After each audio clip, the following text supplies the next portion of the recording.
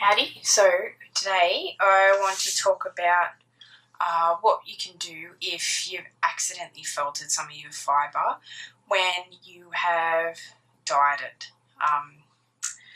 So I generally use these combs, but we'll just have a look at some fibre so you can see what results you can get. This is stuff that I accidentally felted when I dyed it, and it came up not too bad. I mean, it's nowhere near as soft or as nice as what it would have been if I'd not wrecked it, pretty much. But it's still really, really usable. I think it would make a really nice hat or a nice set of socks. It's Corridale, so I might do that yet. I haven't really decided. And this is just a single I've made that at. So it looks a bit tighter as well because it hasn't lost the twist that it loses when you apply it. Anyway, so that's what you can still get if it's not super, super bad. So here's some stuff that I dyed and it's gone really tight and felted. So to spin this, it would take heaps and heaps of effort, and normally what I do is pull it apart and then tease out each of the bits. So I'll just show you what it compared to something that this hasn't been dyed or anything at all. And I would love to show you something that's been beautifully dyed and it's still okay, but I suck at it pretty much. I give up and I don't have any stuff that I've bought. So you can just see the size difference. This is all nice and soft and fluffy, and this is just not. So, and this was originally like this. So yeah.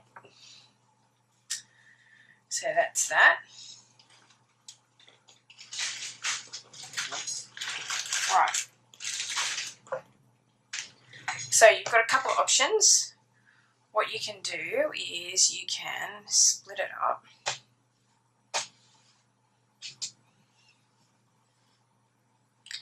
And you can use stuff that's tighter too. The only problem is that you reach a certain point where the fibre is just not really going to be very nice anymore. And that's a decision you're going to have to make yourself, whether it's worth doing or whether you should just bin it. So I split it up like that, and then what I do is I go through the whole thing and I'd pull it all out like this. All the way through until I get right to the end. So I'll just show you this bit. And then I'd have a whole thing like that, and then what I do, you can still see it's still pretty tight. I'd go through and pre-draft it all. And you'd still kind of sometimes end up with bits that are just not nice to spin. You can see it's still pretty like catchy at places. So when I bought my little gem, I decided that I would try some combs out, not because I had felted like 5 kilos of Corridale, but I wanted to try them for prepping fibre because I hate flick cutters and normal cutters. They ruin my hands because I have not very good coordination. These here look really wild and psycho, but the way you use them, your hands kind of aren't as close, and you shouldn't really be like doing this. Your hand should be out here, so you should be pretty safe. So if you just get it, your fibre, and all you want to do is just lay it over like that and catch it in. This bit's going to take a bit longer because I already smoothed it out, so we'll just do this bit here.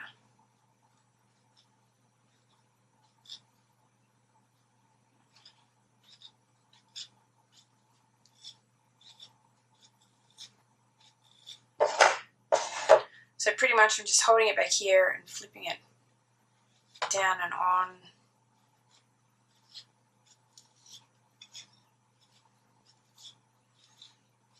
Now normally, because I've split this, it's going to take heaps longer. Just try the thick bit down here so it doesn't take so long. So to do this, I wouldn't normally split it. I just go straight in with the piece. Try not to go too far back on here though, because then you'll just end up with heaps of it back there. Really, you don't want that much of the fibre length stuck back here, just enough for it to hold on to it.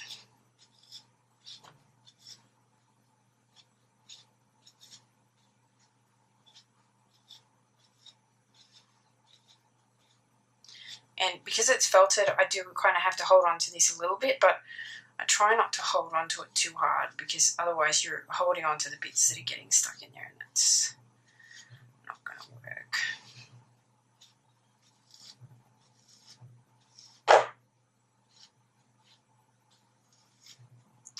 So that will do just to demonstrate. So you've got this little bit on here, and this bit will already feel a bit nicer.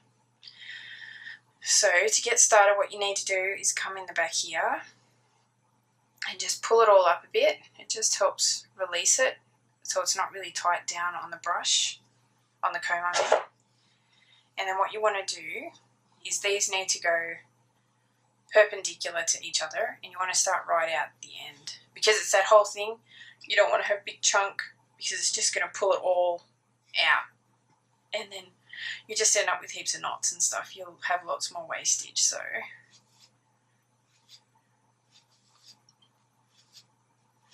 just going to pull, and then I just turn it around.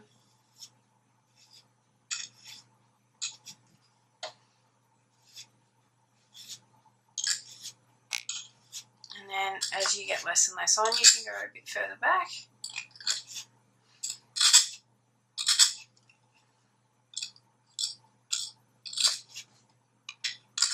And you can see how this hand is really protected by this comb, and this hand's way back here, so don't be scared of combs. At least not these ones from Major Craft. They're not super sharp. They're like nails.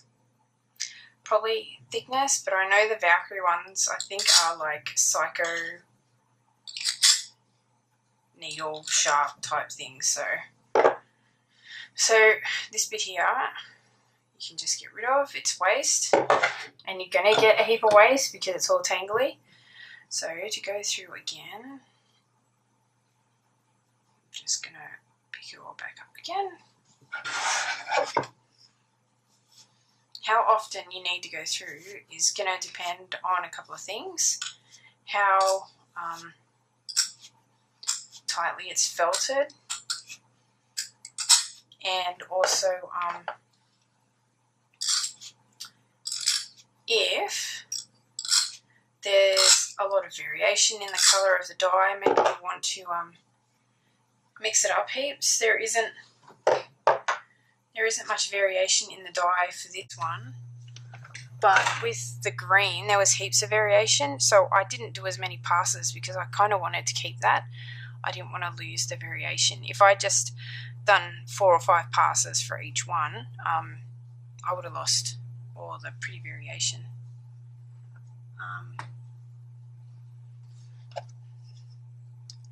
The other thing I've done too is, because I had so many colours that I'd kind of stuffed, because I did it all in a hurry, I combed colours together as well, and I'll show you how to do that. I'm pretty sure I've got some pink here I can do with this orange as well. So then what we want to do is you just put it through into a little point here, and you just grab it, and you just got to put a little twist in it, and that just helps hold it. You pull, and as soon as it releases a bit, you want to stop pulling. So it's like when you draft normally, and see it's getting a bit stuck there, so if I come in the back here and lift it up and spread it out, that'll help it come out a bit better. pull, pull, and sometimes just rocking backwards and forth, side to side a little bit, can help bring it out.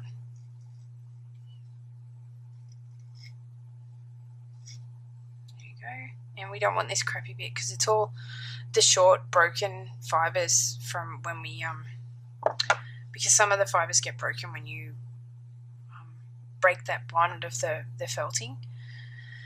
So then we just curl it around into a little nest, and there we go. It's ready to spin. Or what I'm going to do with the stuff that I'm doing today, I'm going to felt it. But I'll show you as well with this here. I've got some maroon here, which is like super felted as well. So something you can do as well, if you'd like, for something a bit different, maybe to make a bit of extra success out of what feels like a pretty big failure, is, and you can vary how much you want to do. This bit of orange.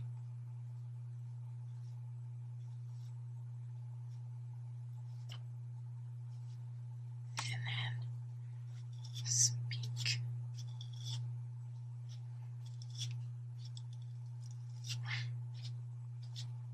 So I'm not going to lie, if it's really felted, it's going to be hard. But it's totally worth doing this if you can afford to buy some combs, because doing it the other way, where you just split it up and tease it out, is really monotonous. So if you've stuffed heaps, or you've bought heaps that's like it, and for some reason you can't get your refund or whatever, because seriously, if it's that bad, you should be getting a refund. In my opinion, anyway, that's my opinion. Then yeah, you can fix it like this, and it will take a lot less time, and you'll get a lot more of a consistent result.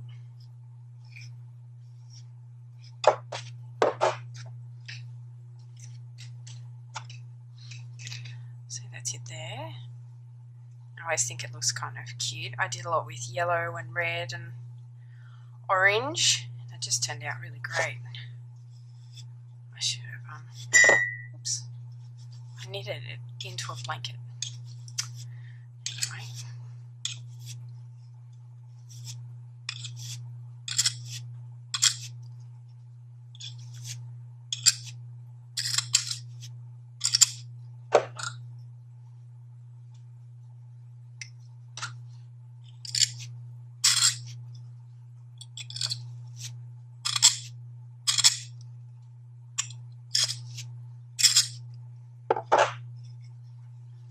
Sometimes if you've got heaps of really long stuff on there, you can just pull that off and put it back on there. Sometimes it does get a bit, doesn't want to come off because they're just, the fibre just bends over. You can't get it to catch. But don't do it if there's lots of short stuff. So you can see how that's blended in already. So this is where you need to go, well, I think how felted this is, I need to do at least 2 passes to get it to a usable state.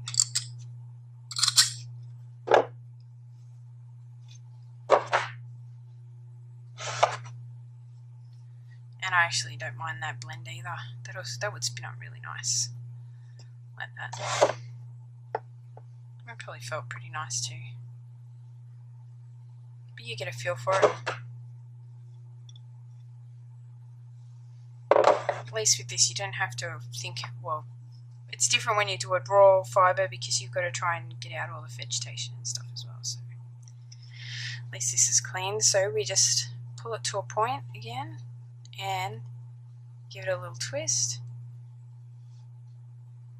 And a little twist.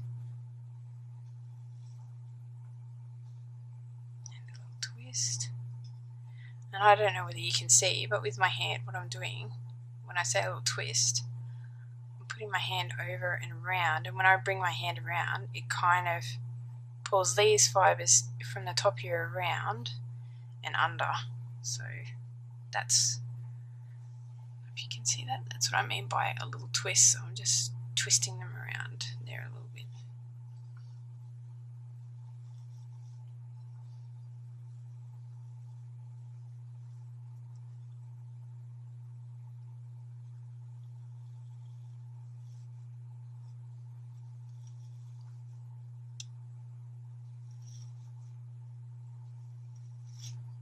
No. Come off a bit early, doesn't matter. Let me just roll it around, tuck it in. So that's it there, ready to spin, or whatever you want to do with it, and that's how different it is compared to the other one. And if you're right near your spin, you can pull this bit out. You can still spin this bit if you want to as well. This bit isn't short bit, I just accidentally broke it off there. That there's all waste worth having. And then what you can do with this waste, if you want to, because you know it's super clean, is what I would consider doing is you could pluck it all out like this, and then you could totally felt it if you want to, needle felt or something like that, or you could use it in a blanket or as a bit of decoration if you want to. I think maybe some people might put it into bats or something if you want to. Maybe you could maybe put it into bats, as long as it's not too knotty. This is just short, it's not knotty at all, because it's just broken a bit and then come away. So that's about it. That's all I wanted to show you, was just what you could do to free up your fibre. But I mean, you can always do that, strip down and then pull it all out like we talked about. Just strip it down and pull it all out. You've just got to make sure that if you're going to do it like that, you need to make sure you get rid of these little thicker bits so it's all evenly done. Like that. But sometimes you have problems because the outer edge, this outer side here, is felted down more. So that's where it sticks. It's the outer edge. And the more you pull it apart, the easier it is to draft and stuff. So it's definitely worth pre-drafting it. And you can see it looks nicer too, like it will probably draft nicer. And everything as well, it feels nicer. And you can, I don't know whether you can see on my table, but I might be able to show you.